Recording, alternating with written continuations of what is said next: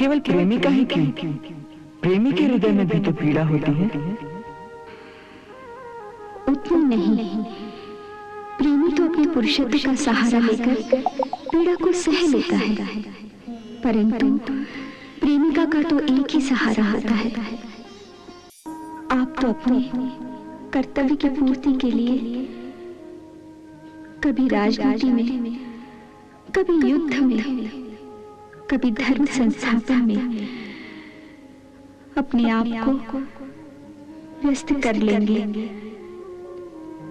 परंतु आपकी राधा इस अकेलेपन के विशाल शून्य में खोकर किससे अपने हृदय की बात कहेगी? मुझसे। तुमसे? हाँ, मुझसे। राधे, मैं जहां भी रहूंगा, वन में या राजमहल में, कर्म क्षेत्र में या फिर युद्ध क्षेत्र में, मैं वचन देता हूं कि हर रात स्वप्नों के भाव जगत में मैं आता रहूंगा, जहां हमारा नित्य मिलन होता रहेगा। नींद आएगी तो स्वप्न आएंगे ना। प्रेमी के विरह में प्रेमिका को अगर सुख की नींद आ जाए तो उसके प्रेम का निरादर होता है। नहीं, प्रेमी से मिलन का विश्वास हो तो फिर किसी भी स्थान पर जाने से प्रेम का कोई निरादर नहीं होता। फिर चाहे वो स्थान नरक लोक हो या स्वर्ग लोक हो अथवा स्वप्न लोक हो, केवल प्रेमी का ही क्यों, प्रेमी के हृदय में भी तो पीड़ा होती है। उतनी नहीं, प्रेमी तो अपने पुरुषत्व का सहारा लेकर पीड़ा को सह लेता है, परंतु प्रेमिका का तो एक ही सहारा होता है।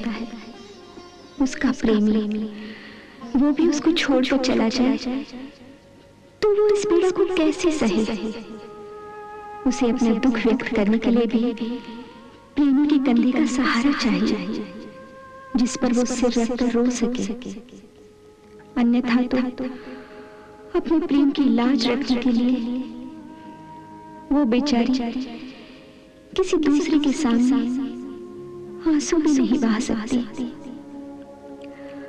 आप हमें हिंसा और स्वार्थ के इस वातावरण में अपने निस्वार्थ प्रेम का सुख देने आई हैं। आपके यहाँ आने से ही हमारी जो प्रेम लीला हो सकी है, उसी के कारण हमारा यह अवतार प्रेम अवतार कहलाएगा। अन्यथा तो हमें इस अवतार में मृत्यु लोक में बड़े कठोर कार्य करने हैं। एक बात पूछूं? क्या? आप कहते हैं कि आप सदा अपने भक्तों, अपने प्रेमियों के वश में हैं। हाँ, जो वो कहें आप उसे अवश्य मानते हैं। अवश्य। तो यदि मैं कहूं कि तुम मुझे छोड़कर वृंदावन से नहीं जाओगे तो क्या मानोगे? यदि आज्ञा दोगी तो अवश्य मानूंगा। मैं आज्ञा देती हूँ, मुझे वचन दो कि तुम यहीं मेरे पास रहोगे। अच्छी बात, मैं वचन देता हूँ, तुम्हारी आज्ञा बिना मैं नहीं जाऊंगा।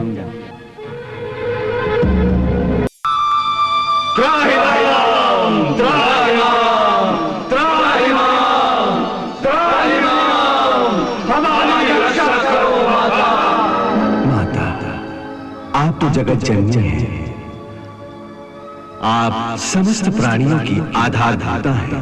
आप ही भगवान श्री कृष्ण की आह्लादनी शक्ति है। और आप तो जानती ही हैं कि प्रभु का यह अवतार धर्म की संस्थापना और अधर्म का नाश करने के लिए ही हुआ है। हमारे पर साधु जनों का परित्राण करने, दुष्ट दैत्यों का विनाश करने के लिए ही इस धरा पर पधारे हैं। माता, यदि आप इन्हें इस समय रोक लेंगे तो इस धरती के सारे प्राणी त्राहि त्राहि कर उठेंगे। कभी कभी मैं सोचती हूँ कि मैं गोलोक छोड़कर इस वृंदावन में ये पीड़ा सहने क्यों चली आई। वहीं आपके अविनाशी रूप के साथ बैठकर धरती पर आपके मानव लीला का दृश्य देखती रहती। क्यों आपके प्रेम में बावली होकर आपके पीछे पीछे इस मृत्युलोक में चली आई। हम जानते हैं क्यों। ताकि इस क्रूर धरती पर कुछ काल तक तो हमें आपके साथ का सुख मिलता रहे।